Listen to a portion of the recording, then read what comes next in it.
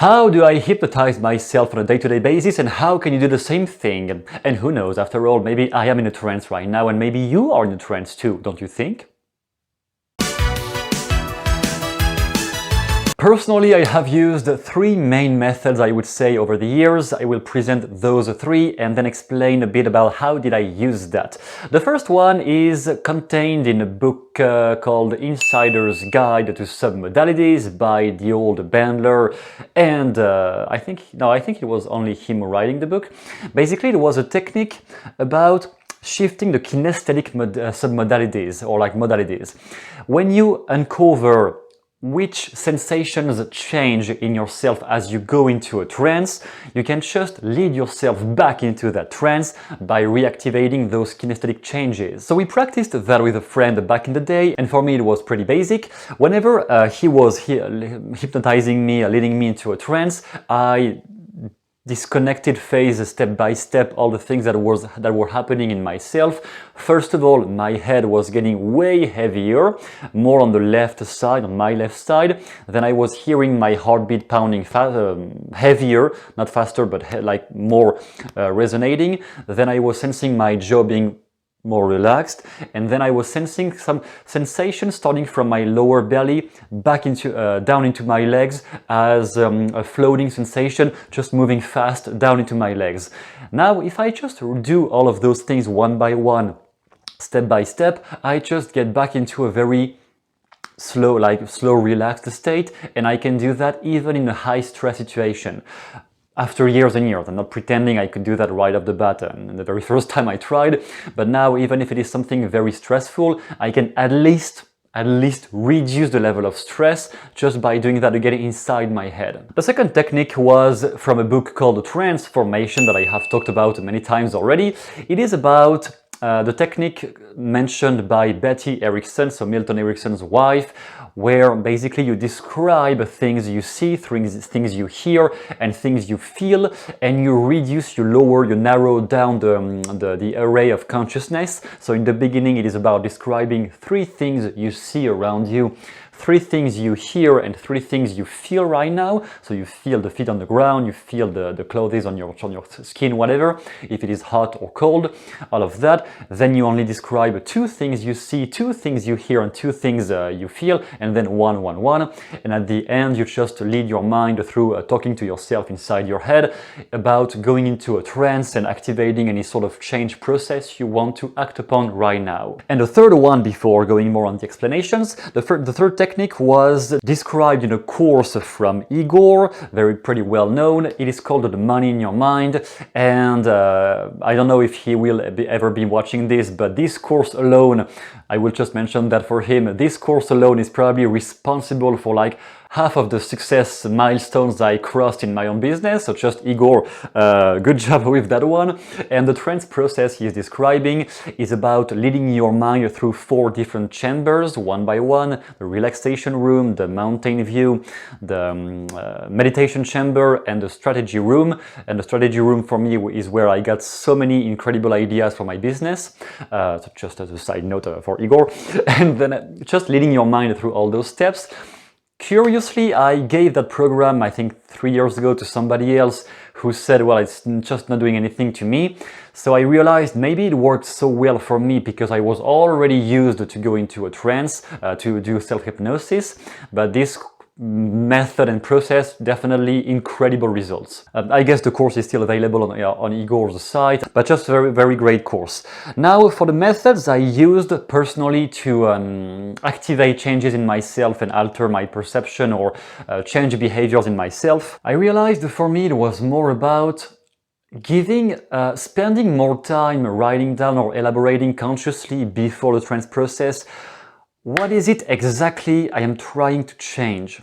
Because many times we have a broad overview, I want more of that, I want this to get out of my life, but it's not really specific, like basic goal setting, setting numbers, time frames, how will you know you will have achieved it.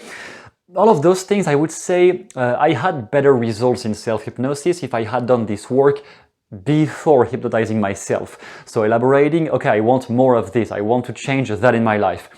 Okay, more specifically, who will I be with when this is done? How will I know this is done?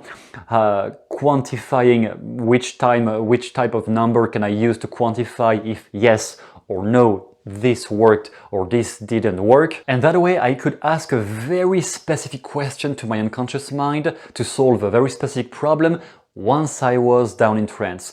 If you just ask your unconscious mind to solve a problem but you don't even know why you are asking this, what will it look like once it is achieved, your unconscious mind will do changes, and if you are lucky it may actually bring you what you needed deep down, but sometimes it will just act upon pretty random things.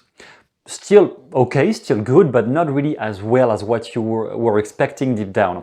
So clarifying firsthand what specifically do you want is extremely important. And then the massive mistake I made down the road was to try to control too much the method to get to the outcome I had. So if I wanted this result in my life, the first idea I had was specific road number 1, and actually what would lead me there later was specific road number 7. But I was not aware of that. And you may have an infinite quantities of roads that can lead you to one outcome. But which one is the best one? It's almost impossible to figure that out beforehand, because circumstances and your environment is going to change, is going to adapt as you cross micro steps down the road. So the best road that you can see in your mind for this or that outcome may not be at all the road that will still be the best 2 weeks from now, or 2 months from now, or 1 year from now. So the way I preferred to use it down the road was just asking my unconscious mind to I would say recalibrate or change anything that needs to be changed inside myself to get to this outcome as fast as possible. I just tell my mind as fast as possible. I don't clarify the time frame because I don't know which time frame is the best. Maybe I want something right now, but maybe my mind has a better plan. My unconscious mind has a better plan for me and will make me achieve other things before getting to this outcome. So I stopped down the road to try to control exactly the time frame for how long it's going to take before I get to this, to this, to that.